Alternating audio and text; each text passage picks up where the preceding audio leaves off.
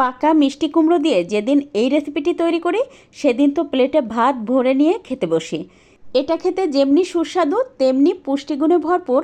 আশা করি আজকের ভিডিও সবার ভালো লাগবে। তাছাড়া নতুনদের তো অনেক কাজে লাগবে, তাই ভিডিওটা অবশ্যই শেয়ার করে রেখে দেবেন আপনার টাইমলাইনে।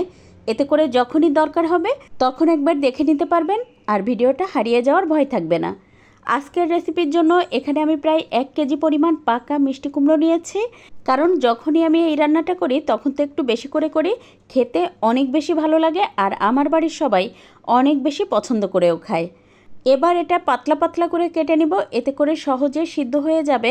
তো এই তো দেখতেই পাচ্ছেন। এবার এটা ধুয়ে পরিষ্কার করে নিয়ে তারপর চুলায় একটা প্যানে ধুয়ে পরিষ্কার করে রাখা মিষ্টি কুমড়ো দিয়ে দেব, সাথে দিয়ে দেব 1 কাপ পরিমাণ পানি, সেই সাথে দিয়ে দেব স্বাদমতো লবণ, তার সাথে দিয়ে দেব 2টা পেঁয়াজ কুচি। এবার এটা নেড়ে খুব ভালোভাবে মিশিয়ে দিয়ে দেবো সামান্য একটুখানি হলুদ, এই আধা চা চামচেরও একটু কম দিয়েছে। এখন তো ঢাকনা দিয়ে ঢেকে এটা পুরোপুরি সিদ্ধ করে নিয়েছি।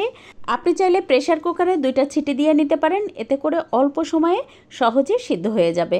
তারপর তো এই যে একটু নেড়ে মিশিয়ে দিয়ে তারপর একটা পাত্রে তুলে রেখে দেব। আর এদিকে নিয়েছি বড় সাইজের একটা ইলিশ মাছের মাথা। এবার এর মধ্যে স্বাদমতো লবণ আর আধা চা চামচ পরিমাণ হলুদ গুঁড়া দিয়ে হাত দিয়ে বেশ ভালোভাবে মেখে নেব। রান্নার জন্য চুলায় একটা প্যানে 3 টেবিল চামচ পরিমাণ রান্নার তেল দিয়ে তাতে দিয়ে দেব 2টা শুকনো মরিচ ফোড়ন।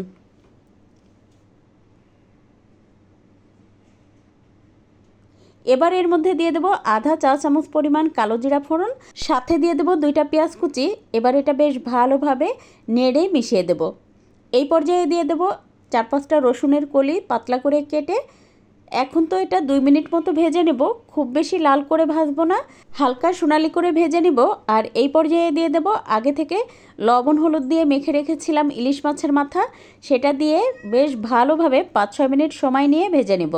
আর হ্যাঁ, এই রেসিপিতে অবশ্যই চেষ্টা করবেন একটুখানি কালো জিরা ফোড়ন দিয়ে এই রান্নাটা করতে, এতে করে ঘ্রাণটা অনেক বেশি ভালো লাগে আর খেতেও অনেক সুস্বাদু হয়।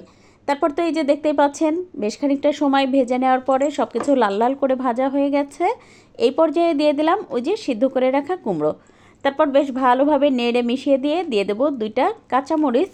আপনি আপনার পছন্দ মতো ঝালটা দিয়ে দেবেন। আমি কুমড়োতে বা লাউয়ের মধ্যে খুব বেশি ঝাল খেতে পছন্দ করি না বলে এই যে অল্প পরিমাণ মরিচ দিয়ে দিলাম। এবার তো চুলার আঁচ মিডিয়াম রেখে এটা খুব সুন্দর করে ভেজে নিতে হবে যেন একটুও পানি না থাকে। এটা ভাজতে ভাজতে দেখবেন একসময় প্যানের গা ছেড়ে আসছে আর বেশ আঠালো ভাব হয়ে গেছে, তখন ঠিক এটা নামিয়ে নিতে হবে। আর নিশ্চয়ই দেখেই বুঝতে পারছেন আমি কিভাবে ভেজে নিয়েছি। এভাবে মিষ্টি কুমড়ো দিয়ে রান্না করে দেখবেন, আশা করি সবার ভালো লাগবে। আজ এ পর্যন্ত, কাল আবার নতুন কোনো ভিডিও নিয়ে দেখা হবে ইনশাল্লাহ। সে পর্যন্ত সবাই ভালো থাকবেন, সুস্থ থাকবেন। আল্লাহ হাফেজ।